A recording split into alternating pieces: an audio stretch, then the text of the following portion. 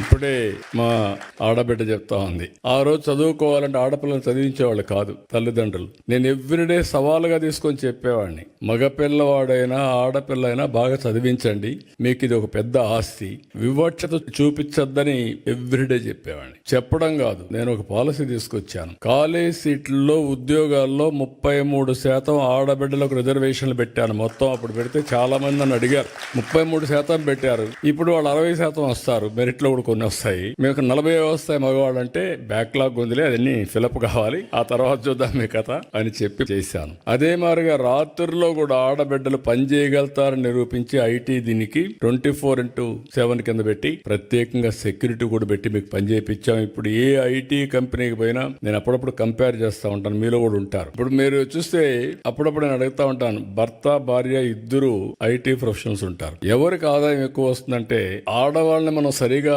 అంచనా వేయలేదు. కానీ there is a theory, right brain left brain. Go and ask your ChatGPT. Ladies are more intelligent than men. It is established fact. మనం నమ్మినా నమ్మకపోయినా అది వాస్తవం.